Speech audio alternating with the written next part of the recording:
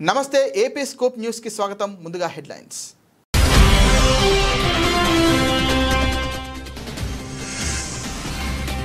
ప్రధాని మోదీకి బ్రెజిల్లో బ్రహ్మరథం, శివతాండవ స్తోత్రంతో మార్మోగిన పరిసరాలు.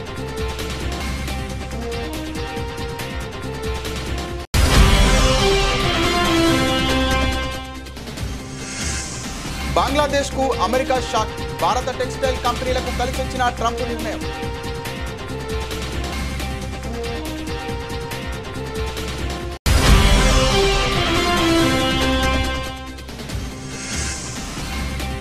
డొనాల్డ్ ట్రంప్కు నోబెల్ శాంతి బహుమతి, స్వయంగా ప్రతిపాదించిన నేతన్యాహు.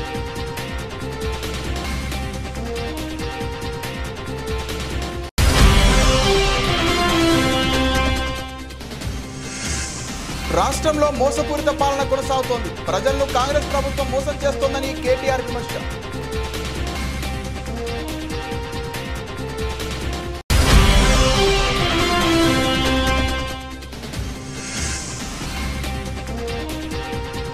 ఇడుపులపాయలో తండ్రి సమాధికి జగన్ నివాళి, జగన్ను ఆశీర్వదించిన విజయమ్మ.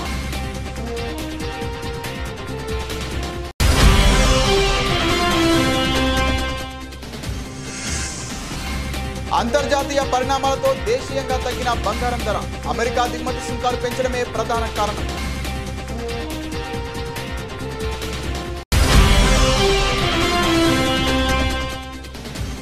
టెస్టుల్లో 400 పరుగుల మైలురాయికి చేరువలో ఇన్నింగ్స్ డిక్లేర్, దక్షిణాఫ్రికా కెప్టెన్ బియాన్ ముండర్ అరుదైన క్రీడా స్ఫూర్తి. బ్రెజిల్ పర్యటనలో ఉన్న భారత ప్రధాని నరేంద్ర మోదీకి రాజధాని బ్రసీలియాలో అపూర్వ స్వాగతం లభించింది. భారతీయ సంస్కృతి, బ్రెజిల్ సాంప్రదాయాల మేళవింపుతో సాగిన ఓ ప్రత్యేక ప్రదర్శన అందరినీ ఆకట్టుకుంది. శివతాండవ స్తోత్రం, బ్రెజిల్కు చెందిన సాంబారేగే సంగీతం, అమెజాన్ గీతాలు ఒకే వేదికపై ప్రదర్శితమవడం ఈ కార్యక్రమానికే ప్రత్యేక ఆకర్షణగా నిలిచింది. ఈ అద్భుతమైన ఘట్టం తమకు దక్కిన ఆశీర్వాదమని పద్మశ్రీ అవార్డు గ్రహీత, బ్రెజిల్లో ప్రముఖ వేదాంత గురువు జోనాస్ మాసెట్టి అభివర్ణించారు. భారతదేశానికి కృతజ్ఞతలు తెలిపేందుకు ఇదొక గొప్ప అవకాశం. వేదాంత జ్ఞానం మా జీవితాలను, మా సమాజాన్ని సమూలంగా మారుస్తోందని ఆయన తెలిపారు. ఈ సందర్భంగా ప్రధాని శక్తి, కరుణ తమను ఎంతగానో ఆకట్టుకున్నాయని ఓ యోగా టీచర్ కెన్లిన్ తన అనుభవాన్ని పంచుకున్నారు. ఈ ప్రత్యేక కార్యక్రమం భారతీయ సమాజానికి ఒక అందమైన కానుక అని ఐసీసీఆర్ డైరెక్టర్ జ్యోతి కిరణ్ శుక్లా అన్నారు. వేద మంత్రాలకు, అమెజాన్ గీతాలకు మధ్య ఉన్న సారూప్యతలపై మా వివేకానంద కేంద్రంలో పరిశోధన చేస్తున్నామని ఆమె వివరించారు. దాదాపు 10 ఏళ్లుగా వేదాంతం అభ్యసిస్తున్నానని, తమ గురువు సమక్షంలో ప్రధాని ముందు మంత్రాలు పఠించడం గౌరవంగా భావిస్తున్నామని ఓ కళాకారుడు పేర్కొన్నారు. ఈ అపురూప స్వాగతంపై ప్రధాని మోదీ ఎక్స్ వేదికగా స్పందించారు. భారత ప్రవాసులు తమ మూలాలతో ఎంతో బలంగా అనుబంధం కలిగి ఉన్నారో ఈ చిరస్మరణీయ స్వాగతం మరోసారి నిరూపించిందని పోస్ట్ చేశారు. 17వ బ్రిక్స్ సదస్సును ముగించుకొని రియో డి జెనీరో నుంచి బ్రసీలియా చేరుకున్న మోదీకి బ్రెజిల్ రక్షణ మంత్రి జోస్ ముసియో మాంటెరో ఫిల్హో విమానాశ్రయంలో స్వాగతం పలికారు. తన పర్యటనలో భాగంగా ప్రధాని మోదీ బ్రెజిల్ అధ్యక్షుడు లూయిజ్ ఇనాసియో లులా డా సిల్వాతో సమావేశమై ఇరు దేశాల మధ్య ద్వైపాక్షిక సంబంధాలపై చర్చించనున్నారు.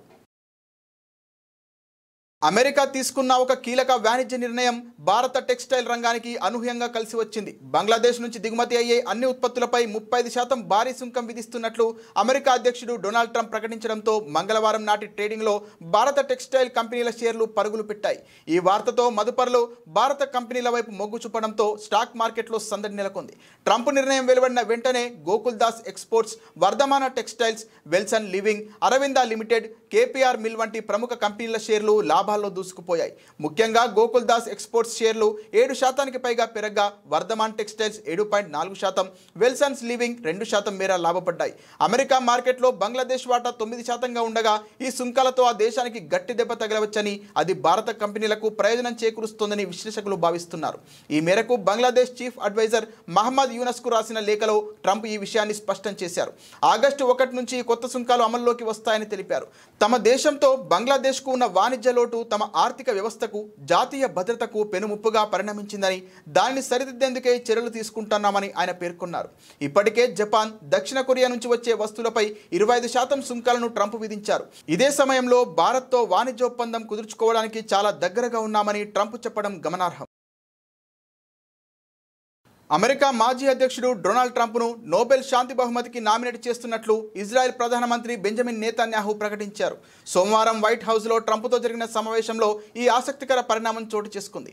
ఈ మేరకు తాను నోబెల్ కమిటీకి పంపిన నామినేషన్ లేఖను నేతన్యాహు స్వయంగా ట్రంప్కు అందజేశారు. ఈ సందర్భంగా నేతన్యాహు మాట్లాడుతూ, మిస్టర్ ప్రెసిడెంట్, శాంతి బహుమతి కోసం మిమ్మల్ని నామినేట్ చేస్తూ నేను కమిటీకి పంపిన లేఖ ఇది. మీరు ఈ పురస్కారానికి అన్ని విధాలా అర్హులు. తప్పకుండా దాన్ని అందుకోవాలన్నారు. నేతన్యాహు నుంచి ఊహించని ఈ ప్రతిపాదనకు ట్రంప్ ఆశ్చర్యం వ్యక్తం చేశారు. ముఖ్యంగా మీలాంటి వ్యక్తి నుంచి ఈ ప్రతిపాదన రావడం చాలా అర్థవంతమైంది. మీకు ధన్యవాదాలు అని ట్రంప్ బదులిచ్చారు. ప్రపంచవ్యాప్తంగా ముఖ్యంగా మధ్యప్రాచ్యంలో శాంతి భద్రతల కోసం ట్రంప్ చేసిన కృషిని నేతన్యాహు ప్రత్యేకంగా ప్రశంసించారు. వివిధ ప్రాంతాల్లో శాంతిని నెలకొల్పడంలో ట్రంప్ ముందున్నారు. సవాళ్లను ఎదుర్కొని కొత్త అవకాశాలను అందిపుచ్చుకోవడానికి మా బృందాలు కలిసికట్టుగా అద్భుతంగా పనిచేస్తాయని ఆయన పేర్కొన్నారు. గాజాలో ఇజ్రాయెల్ సైనిక చర్య కొనసాగుతున్న తరుణంలో హమాస్ చెరలో ఉన్న బందీల కుటుంబాల నుంచి తీవ్ర ఒత్తిడి నెలకొన్న నేపథ్యంలో ఈ భేటీ జరగడం ప్రాధాన్యం సంతరించుకుంది. కాల్పుల విరమణ ఒప్పందంలో బందీలందరినీ విడిపించేలా చూడాలని ఇరు నేతలను వారి కుటుంబాలు కోరుతున్నారు. వైట్ హౌస్లో విందుకు ముందు నేతన్యాహు అమెరికా విదేశాంగ మంత్రి మార్కో రూబియో, ట్రంప్ ప్రత్యేక రాయబారి స్టీవ్ విట్కాఫ్లతో బ్లేయర్ హౌస్లో వేరువేరుగా సమావేశమయ్యారు.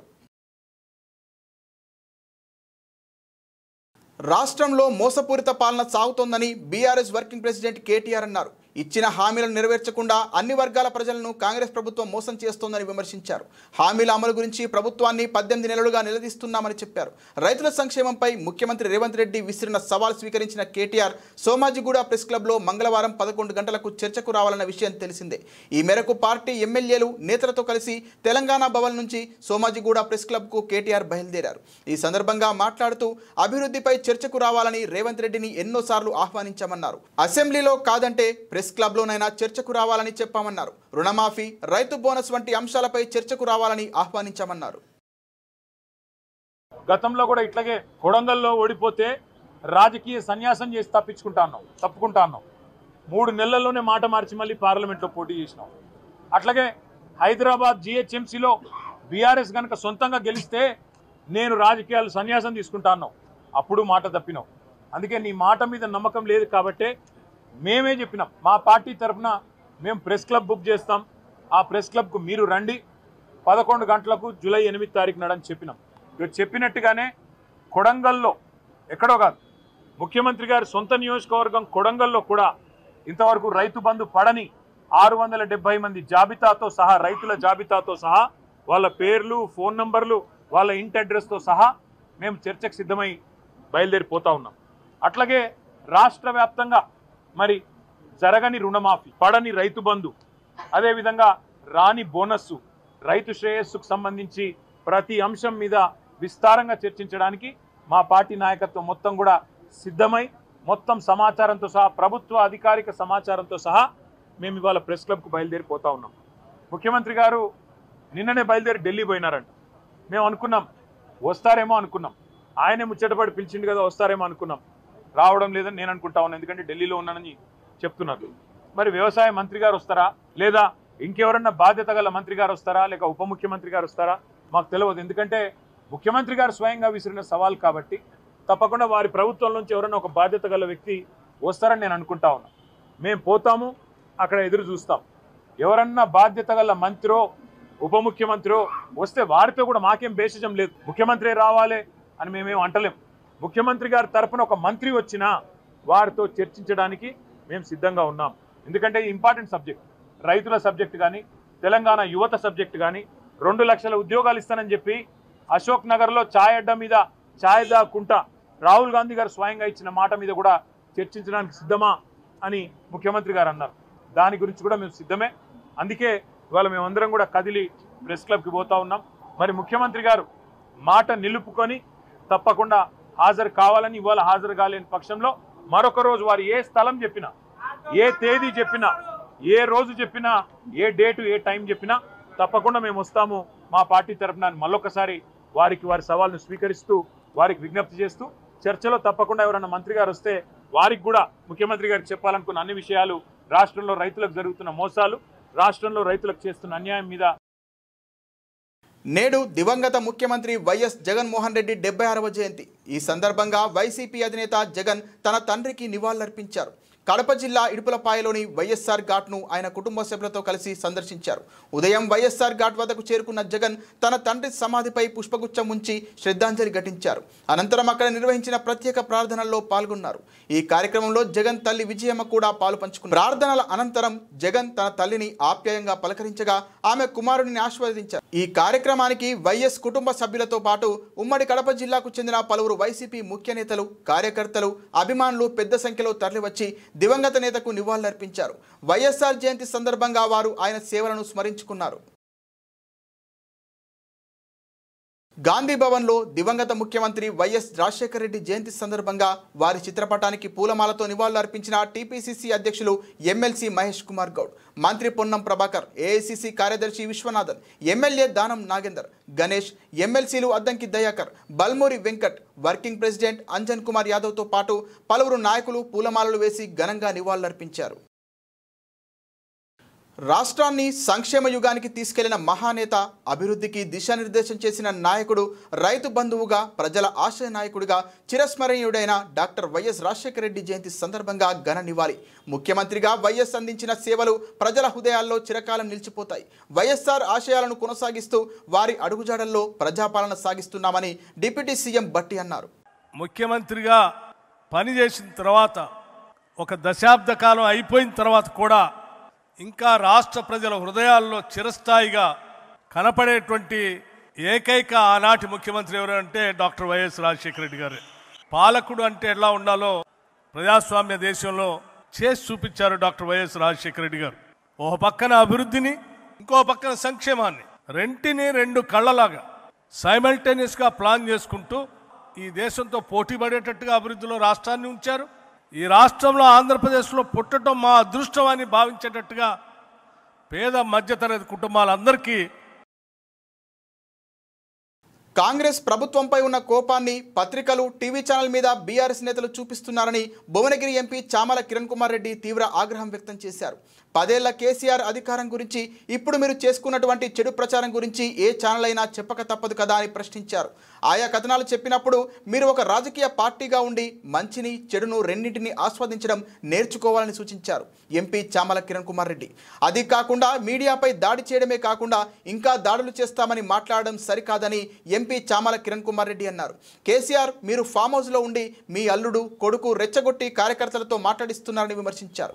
ఇవాళ ఢిల్లీ వేదికగా చామల కిరణ్ కుమార్ రెడ్డి మీడియాతో మాట్లాడారు.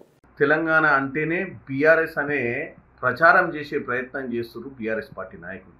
ఈరోజు వాళ్ళ గురించి అనుకూలంగా రాసే పత్రికలే తెలంగాణ పత్రికలు, వాళ్ళ గురించి అనుకూలంగా చూపించేటువంటి టీవీ ఛానళ్ళే తెలంగాణ ఛానల్ అని చెప్పి, ఈ రాష్ట్రంలో మా గురించి ఎవరు నెగిటివ్ మాట్లాడొద్దు, మేము చేసిన తప్పిదాలు చూపించొద్దు, మా దరిద్ర 10 ఏళ్ల పాలన గురించి మాట్లాడొద్దు అన్న ఉద్దేశంతో మీరు అక్కసుతోటి తెలంగాణలో ఆంధ్ర ఛానల్ అని చెప్పి తెలంగాణ ఆంధ్ర సెంటిమెంట్ను మళ్ళీ రేకెత్తిచ్చే ప్రయత్నం చేస్తున్నారు.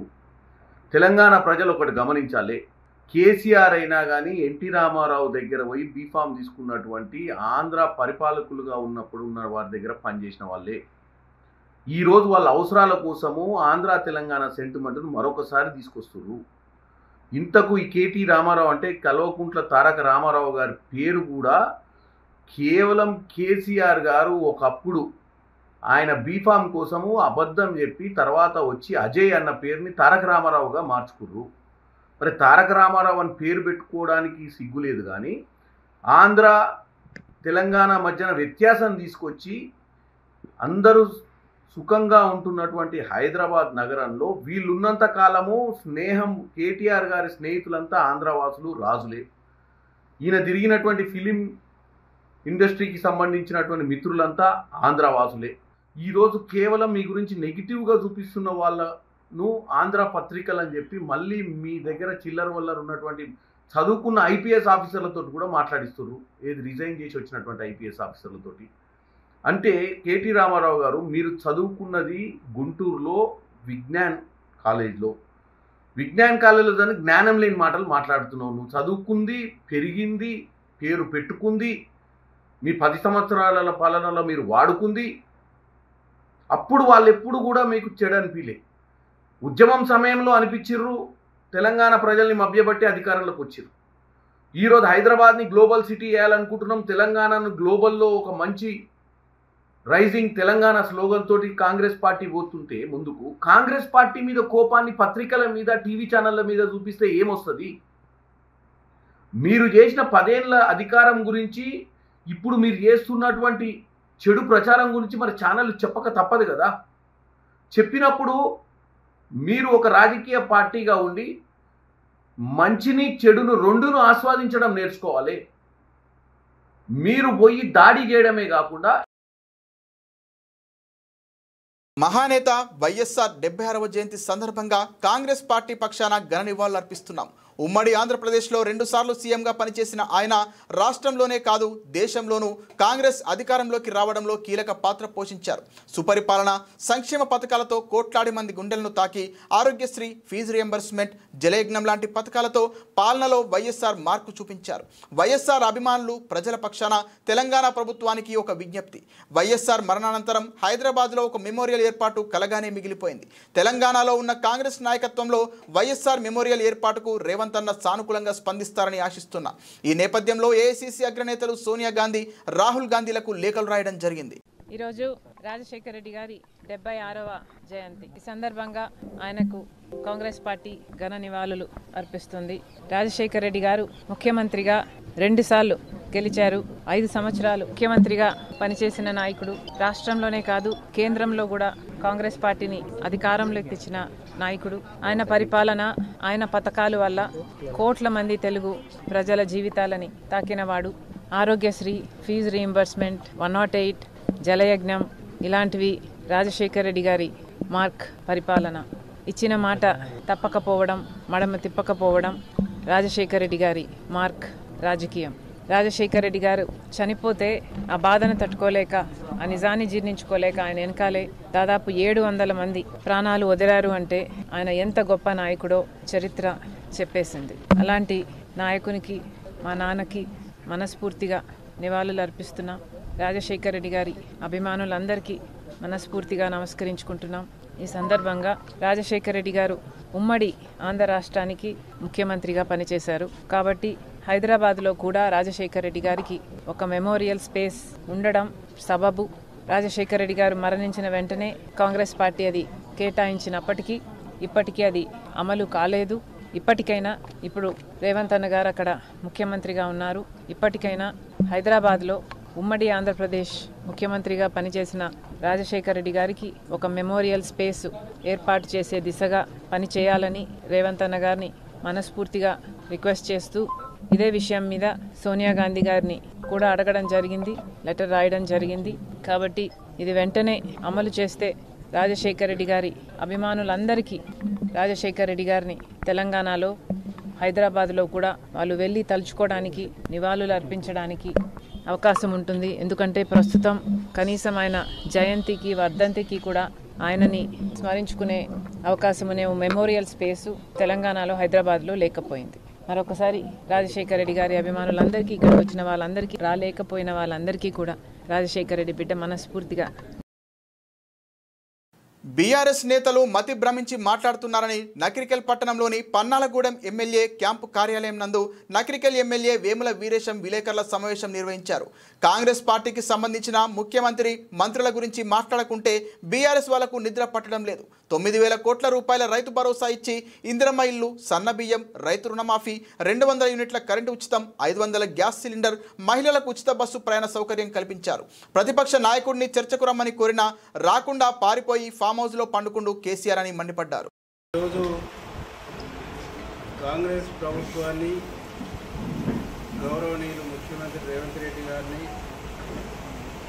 కాంగ్రెస్ పార్టీకి సంబంధించినటువంటి మంత్రుల్ని ఆడిపోసుకోకుంటే,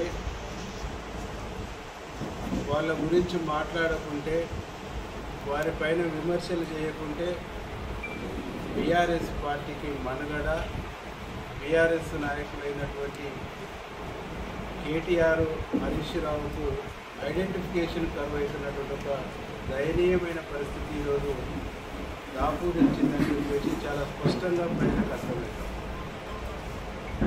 మా ముఖ్యమంత్రి రేవంత్ రెడ్డి గారు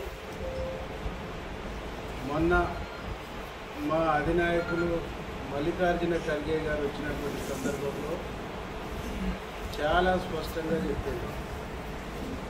9 రోజుల్లో 9,000 కోట్ల రూపాయలు రైతు భరోసా చేసినాం, 3,500 ఇండ్లు ఇచ్చినాం, సన్న బియ్యం ఇచ్చినాం, 20,000 కోట్ల పైచిలకు రైతులకు రుణాలు మాఫీ చేసినాం, 200 యూనిట్ల కరెంట్ ఇచ్చినాం, 500కు గ్యాస్ సిలిండర్ ఇచ్చినాం, ఉచితంగా బస్సు ఇచ్చినాం, దాదాపు 50,000 పైచిలకు నియరెస్ట్ 60,000 ఉద్యోగాలు ఇచ్చినాం. హెడ్ కౌంట్ ఇదే వేదికల ఇదే గ్రౌండ్లో మేము నియామక పత్రాలను ఇచ్చినాం. హెడ్ కౌంట్ మేము చూపిస్తాం, బహిరంగ విచారణకు రమ్మని కేసీఆర్ని అడిగింది. కేసీఆర్ని ఎందుకు అడిగిండు? బీఆర్ఎస్ ప్రధాన ప్రతిపక్ష లీడరు అసెంబ్లీలో కాబట్టి చర్చకు రమ్మని చెప్పేసి అడిగారు. వాళ్ళ అయ్యని చర్చకు రమ్మంటే కొడుకు సంకలు గుద్దుకుంటాడు, వాళ్ళ మామను చర్చకు రమ్మంటే అల్లుడు సంకలు. ఒక ప్రతిపక్ష నాయకునిగా ప్రతిపక్ష నాయకుని హోదాలో చర్చకు రమ్మని చెప్పేసి చాలా సందర్భాల్లో మా ముఖ్యమంత్రి రేవంత్ రెడ్డి గారు స్పష్టం చేశారు. మీకు నాకు ఇచ్చిన వేదిక అసెంబ్లీ ఉంది, ప్రజలు ఇచ్చినటువంటి వేదిక. నాకు ముఖ్యమంత్రిగా ప్రజలు అవకాశం ఇచ్చారు, నీకు ప్రతిపక్ష హోదా ఇచ్చేసి అక్కడ కూర్చోబెట్టారు. అసెంబ్లీలో ఏ అంశం మీదనే నేను చర్చకు సిద్ధమని చెప్పేసి ముఖ్యమంత్రి గారు మాట్లాడుతుంటే వారిపోయి ఫామ్ హౌస్లో ఉంటాడు కేసీఆర్. వారిపోయి ఫామ్ హౌస్లో ఉన్న కేసీఆర్ అసెంబ్లీకి రాడు, ప్రజల పక్షాన మాట్లాడాడు, అసెంబ్లీలో చర్చల్లో పాల్గొన్నాడు. పాల్గొనకపోగా ఫామ్ హౌస్లో ఉండి కుట్ర చేసి కలదాగిన పూర్తి సందంగా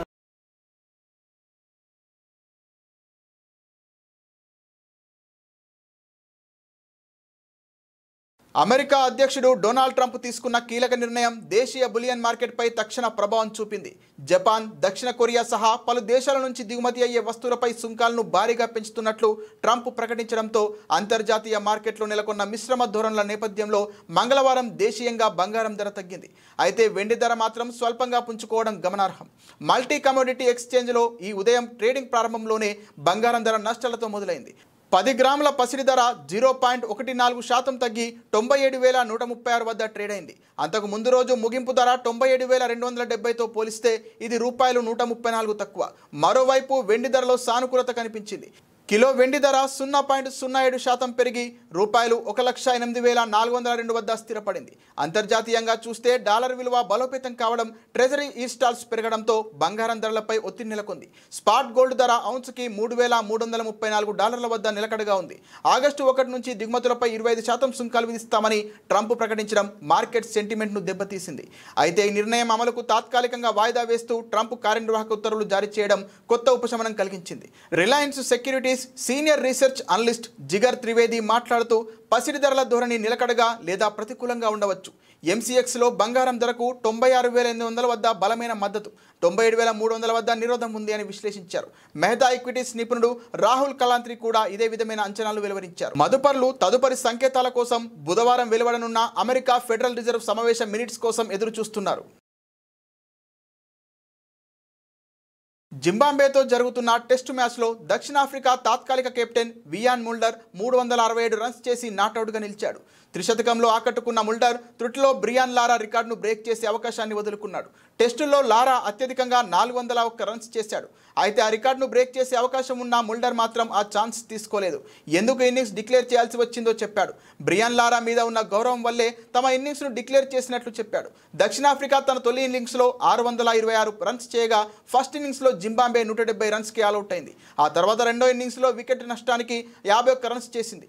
బ్రియాన్ లారా ఓ లెజెండరీ ప్లేయర్ అని, అతను 410 రన్ స్కోర్స్ను చేశాడని, ఆ స్థాయి ఆటగాడి రికార్డును అలాగే ఉంచడం గౌరవప్రదంగా ఉంటుంది. ఉంటుందని ముల్డర్ తెలిపారు. ఒకవేళ మళ్ళీ 400 రన్స్ స్కోర్ చేసే ఛాన్స్ వస్తే ఇలాగే చేయనున్నట్లు చెప్పాడు. తను తీసుకున్న నిర్ణయాన్ని కోచ్ శుక్రీ కాండ్రాడ్కు చెప్పినట్లు తెలిపాడు. తాను కూడా అదే చెప్పాడని, ఆ రికార్డు లెజెండ్ వద్దే ఉండనివ్వని, నా భవిష్యత్తు ఎలా ఉంటుందో చెప్పలేం, కానీ బ్రియాన్ లారా రికార్డు అయిన ఖాతాకే ఉంటే సరిపోతుందన్నారు.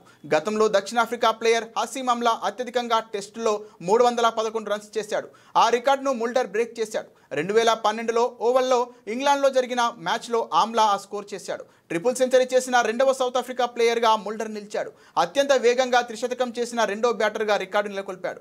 ముల్డర్ 297 బంతుల్లో ట్రిపుల్ సెంచరీ చేయగా వీరేంద్ర సెహ్వాగ్ 278 బంతుల్లో ట్రిపుల్ సెంచరీ కొట్టాడు. ముల్డర్ తన ఇన్నింగ్స్లో 334 బంతులు వాడాడు. దాంట్లో 49 ఫోర్లు, 4 సిక్సర్లు ఉన్నాయి. బులెటిన్ ముగించే ముందు హెడ్లైన్స్ మరోసారి.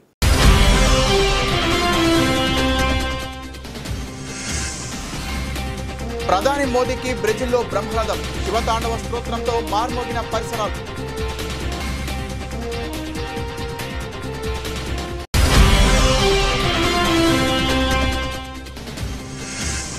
బంగ్లాదేశ్కు అమెరికా షాక్, భారత టెక్స్టైల్ కంపెనీలకు కలిసొచ్చిన ట్రంప్ నిర్ణయం.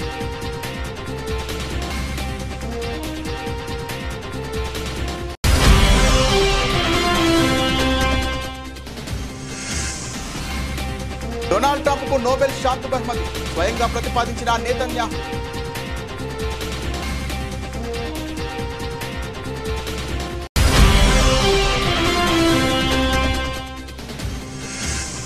రాష్ట్రంలో మోసపూరిత పాలన కొనసాగుతోంది, ప్రజలను కాంగ్రెస్ ప్రభుత్వం మోసం చేస్తోందని కేటీఆర్ విమర్శ.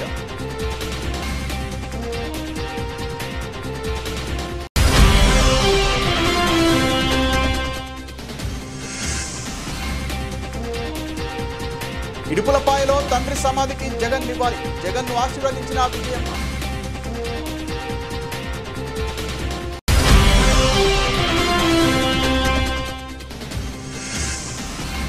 అంతర్జాతీయ పరిణామాలతో దేశీయంగా తగ్గిన బంగారం ధర, అమెరికా దిగుమతి సుంకాలు పెంచడమే ప్రధాన కారణం.